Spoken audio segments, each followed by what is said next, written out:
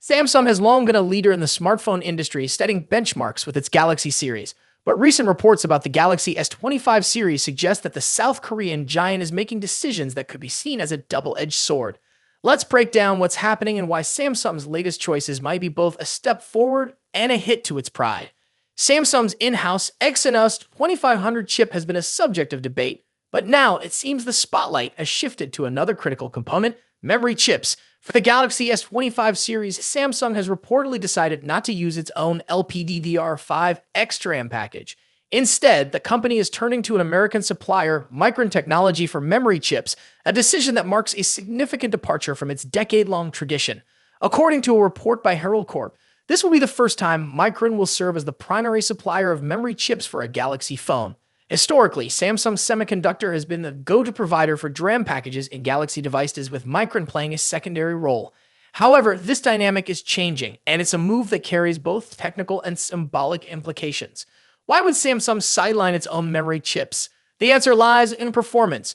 Reports suggest that Samsung's LPDDR5 chips have been plagued by overheating issues, which directly impact their performance. On top of that, Samsung has reportedly struggled with yield issues, meaning they haven't been able to produce these chips efficiently at the scale required for flagship devices. In contrast, Micron's LPDDR5X chips, based on the advanced 1-bit, 1-beta node, offer better performance and efficiency. Micron's lithography and nanomanufacturing technology are considered superior to Samsung's 5th-generation 10-nanometer class 1-bit production process. Essentially, Micron's chips deliver more while consuming less power, a critical factor for smartphones. This decision is not just a technical choice, it's also an implicit admission that Samsung Semiconductor is lagging behind its competitors. For a company that has prided itself on technological innovation, relying on an external supplier for such a vital component is seen as a setback. It's a rare moment of humility for Samsung, acknowledging that Micron's offering is the better choice for the Galaxy S25 series.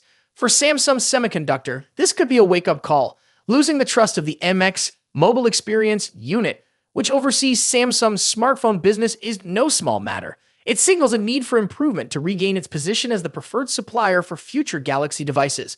While this decision might seem like a loss for Samsung Semiconductor, it does have a silver lining for the company as a whole.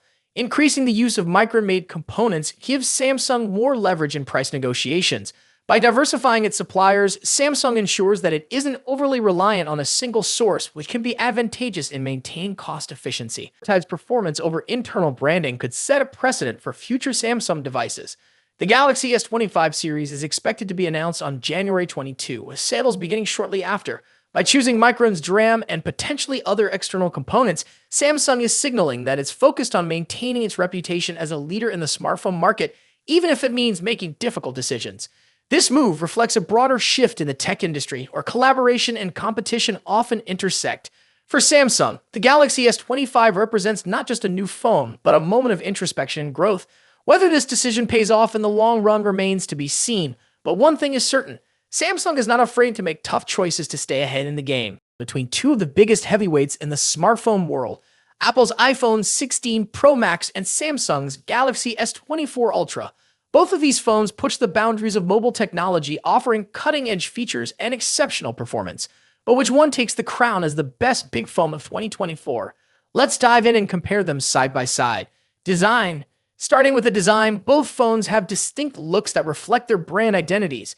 The iPhone 16 Pro Max stays true to Apple's iconic rectangular shape with flat sides and soft corners. This year, it features an even slimmer bezel, allowing for a larger 6.9-inch display.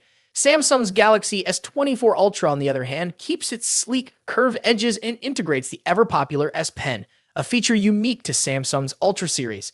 Size-wise, the differences are minimal. The iPhone 16 Pro Max measures 163mm at 77.6mm, while the Galaxy S24 Ultra is slightly shorter, but a bit wider at 162.3mm x 79mm. That extra width allows room for the S Pen, which gives Samsung an edge in productivity. Apple, however, introduces something new this year: the camera control button, a capacitive touch key that allows for zooming and other camera controls with a swipe. When it comes to color options, Apple sticks with its sophisticated muted tones: white, black, natural, and the new Desert Titanium. Samsung goes for more variety with options like titanium violet and yellow, And for those ordering through Samsung's website, you get access to exclusive colors like titanium blue and green. Display. Now, onto the display. Both phones deliver top-tier screen technology. The iPhone 16 Pro Max boasts a 6.9-inch OLED display with a buttery-smooth 120Hz refresh rate. As with the iPhone 15 Pro series, you also get the always-on display feature, which lowers the refresh rate to just 1 Hz when the phone is idle. Samsung's Galaxy S24 Ultra isn't far behind with its stunning 6.8-inch AMOLED display that also supports 120Hz refresh rates and an always-on feature. One advantage Samsung brings is an anti-reflective coating, making outdoor visibility much easier in bright sunlight, something the iPhone lacks. Both displays are breathtakingly vibrant, but there are subtle differences in color. The iPhone 16 Pro Max tends to lean towards warmer yellowish tones, while the Galaxy S24 Ultra has a cooler, more tealish hue. A standout feature for the iPhone 16 Pro Max is its ability to drop its brightness to just 1 nit for easier nighttime viewing, great for late-night scrolling. Performance. Now let's talk about what's under the hood. The iPhone 16 Pro Max is powered by Apple's latest A18 Pro chip, built on a second-generation 3nm process. This makes it incredibly efficient, with significant improvements in heat dissipation and sustained performance compared to its predecessor, the A17 Pro chip. Samsung's Galaxy S24 Ultra is no slouch either. It runs on the Qualcomm Snapdragon 8 Gen 3 chip, custom-tuned for Galaxy devices. While the Snapdragon 8 Gen 3 performs well, especially in gaming and graphics-intensive tasks, it tends to throttle a bit sooner than Apple's A18 Pro under extreme stress. In benchmark tests, the iPhone 16 Pro Max leads in CPU performance, while the Galaxy S24 Ultra takes the edge in 3D graphics, scoring slightly higher in peak performance. However, Apple's new chip excels in long-term sustained performance, so if you're planning on pushing your phone to its limits, the iPhone may have a slight edge. Camera next. Let's discuss one of the most critical aspects of any flagship phone, the cameras. The iPhone 16 Pro Max features a 48-megapixel main sensor paired with a new 48-megapixel ultra-wide sensor and a 12-megapixel telephoto lens with 5x optical zoom. Apple has also introduced a new lens coating to minimize lens flare, addressing a common complaint in previous models. On the flip side, Samsung's Galaxy S24 Ultra brings its camera game with a 200-megapixel main camera, a 50-megapixel zoom lens, a 10-megapixel telephoto camera with 3x zoom, and a 12-megapixel ultra-wide sensor. Samsung has packed in more megapixels, but remember, megapixels aren't everything. The iPhone tends to produce more natural-looking photos, whereas the Galaxy S24 Ultra sometimes leans into oversaturation, delivering more vibrant images. In low-light photography, both phones perform exceptionally well, but Samsung's larger sensor can capture more detail in some scenarios. For video, the iPhone takes the crown with its 4K recording at 120 frames per second, ideal for capturing stunning slow-motion footage.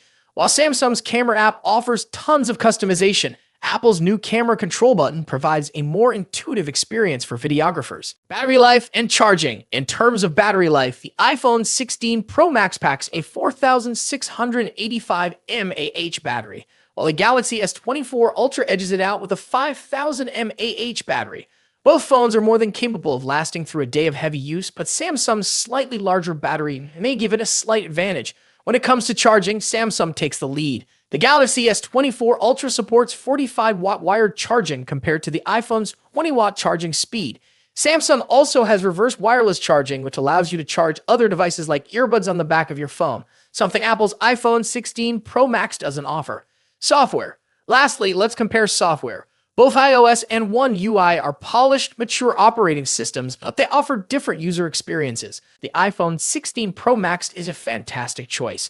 But if you're looking for more customization options, better charging speeds, and love the idea of an S Pen, Galaxy S24 Ultra might be the perfect phone for you.